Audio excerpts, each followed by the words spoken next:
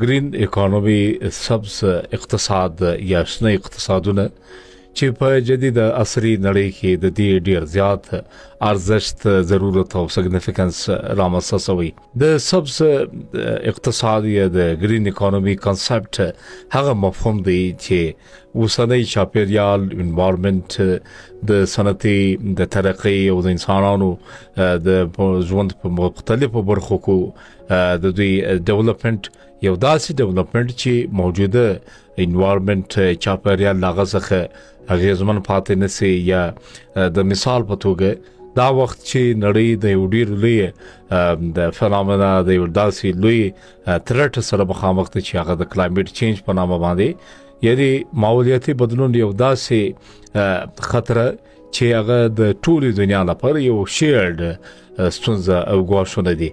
کچيري انسانان داسې طریقې خپل کړي داسې لارې چارې خپل کړي چې باغه کې د کاربن امیشن د کاربن ډای اکساید یا نور داسې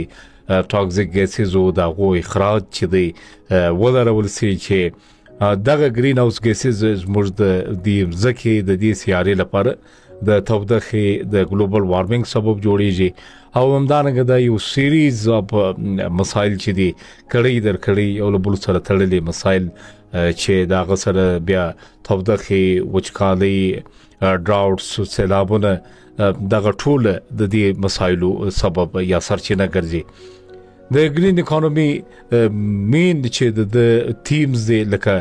د رینیویبل انرژي استعمال د داسې توانایي لارې چارې خپلول چې هغه د انوایرنمنت فرندلی وي د ماحول د پاکو د یا ماحول د پالوټنټس سبب نه جوړیږي لکه د سولر انرژي لکه هایډرو پاور چې دی همدارنګه ویند انرژي یا د ګورنمنت د حکومتونو پر ساته باندې داسې پالیسیز ته واده ورکول چې یو کلایمټ ریزیلینت پالیسیز د په هر ډپارټمنټ کې په هر سبجیکټ کې دنه چې دی هغه خپل کړای سي همدارنګه که په انټرنیشنل لیول باندې د کاربن زیرو نت پالیسی خپل کړای سي او پر هغه باندې هیوی ټیکسیشن وکولای سي د ځنګلونو دغه د بچاو لپاره چې دی لارې چارې خپل کړای سي او انسانان چې دی هغه د خپل دغه سیاره د ژوند لپاره بهتره وساتي او